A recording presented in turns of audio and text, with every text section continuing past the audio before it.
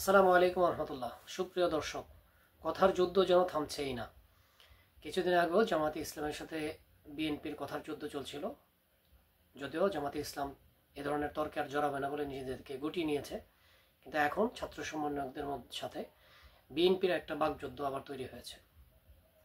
মির্জা ফখরুল ইসলাম আলমগীর সাহেব বিবিসি বাংলার একটা সাক্ষাৎকারে বলেছেন যে সামনের যে অবস্থান তৈরি হচ্ছে, তাতে করে সরকার যদি তার নিরপেক্ষতা ধরে রাখতে না পারে, তাহলে একটা নিরপেক্ষ সরকার দরকার হবে, এমনটাই উনি বলেছেন। এই ধরনের কথা যখন বিএনপির মতো একটা বৃহৎ দলের একজন মহাসচিব বলেন, তখন এই কথা যথেষ্ট গুরুত্ব বহন করে। যদিও বিএনপির কিছু কিছু মানুষ এটা বলার চেষ্টা করছেন যে মির্জা ফখরুল ইসলাম আলমগীর কোনো কিছু মিন করে বলেননি, এটা উনি বলতেই পারেন এবং উনি জাস্ট ওনার একটা অনুভূতি প্রকাশ করেছেন বলা যায়। কিন্তু বিএনপির মতো একটা দলের মহাসচিব যখন কথা বলেন, তখন এটার গুরুত্ব তো দিতেই হয়, অবশ্যই দিতে হবে। কারণ তারেক জিয়ার পরে যদি কারো গুরুত্ব আছে এই মুহূর্তে বিএনপির মধ্যে, যদি সবচেয়ে বেশি গুরুত্ব দেওয়া হবে, তাহলে সেটা মির্জা ফখরুল ইসলাম আলমগীরের কথাকেই দেওয়া হবে। বিশেষ করে পৃথিবীতে কেউ আসলে অনর্থক কোনো কথা বলেন না, কোনো না কোনো কারণ নিয়েই কথা বলেন।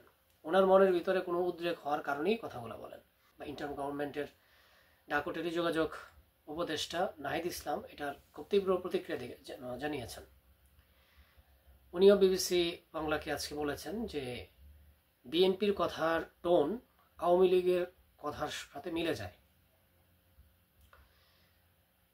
কারণ হচ্ছে যে নাহিদ ইসলাম যেটা মিন করাতে চেয়েছেন, যে মির্জা ফখরুল ইসলাম আলমগীর যে কথা বলেছেন, যে সাক্ষাৎকার দিয়েছেন, তার 2 দিন আগে আওয়ামী লীগের একজন রাজনীতিক এম এ আরাফাত, তো এম এ আরাফাত একটা সাক্ষাৎকারে বলেছেন যে বর্তমান তত্ত্বাবধায়ক সরকার মানে এই ইন্টারিম গভর্নমেন্ট একটা অসাংবিধানিক এবং অবৈধ।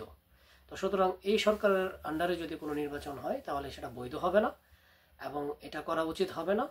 সুতরাং নির্বাচন হতে হবে একটা নিরপেক্ষ সরকারের আন্ডারে। তো ঠিক এই কথা বলার 2 দিন পরে যখন মির্জা ফখরুল ইসলাম আলমগীর বিবিসি বাংলাকে সাক্ষাৎকার দেন এবং উনিও যখন এই ধরনের সন্দেহ পোষণ করেন, বর্তমান সরকারের মানে নিরপেক্ষতা নিয়ে উনি প্রশ্ন তোলেন, ভবিষ্যতে দরকার হইতে পারে বলে মনে করেন, তখন এর মধ্যে কিছু তো অবশ্যই আছে বলেই নাহিদ ইসলাম মনে করেছেন, যার কারণে উনি এই ধরনের প্রতিক্রিয়া দেখিয়েছেন। তো মূল বিষয় হচ্ছে যে আসলে সরকারের সাথে বিএনপির কি কোনো দ্বন্দ্ব আছে, বা আদৌ কি বিএনপি সরকারকে নির্দলীয় বলে মনে করে না, বা সরকারকে নিরপেক্ষ বলে মনে করে না?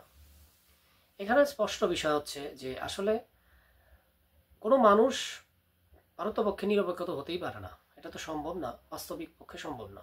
যেটা নাহিদ ইসলাম বলেছেন যে বিএনপির বর্তমানে সরকারকে নিয়ে যে ধরনের কথাবার্তা চলছে, নিরপেক্ষতা নিয়ে যে কথাবার্তা চলছে, এটা একটা 1-11কে প্রতিস্থাপন করার একটা চেষ্টা বলে ওনারা মনে করেন।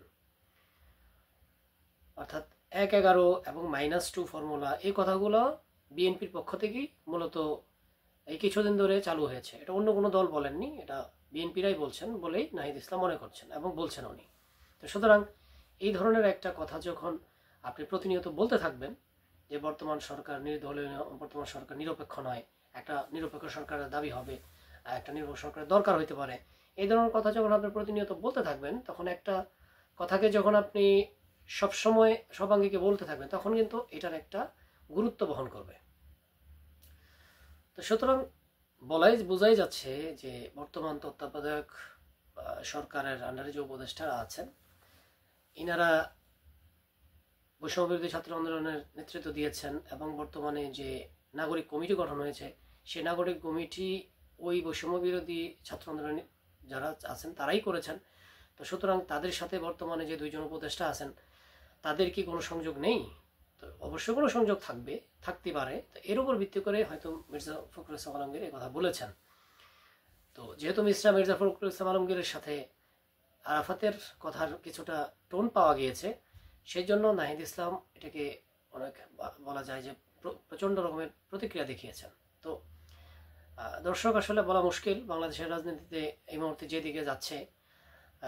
সকলেই আসলে কথার মাধ্যমে কথাই বলছেন। তো আসলে বোঝা যাবে সামনে যখন নির্বাচন আরও ঘনিয়ে আসবে, তখন এই কথাগুলোর যে কিছু ব্যাড ইম্প্যাক্ট পড়বে, এটা সামনের দিকে আমরা হয়তো এটা লক্ষ্য করব। তো ভালো থাকবেন সবাই। আসসালামু আলাইকুম রহমতুল্লাহ।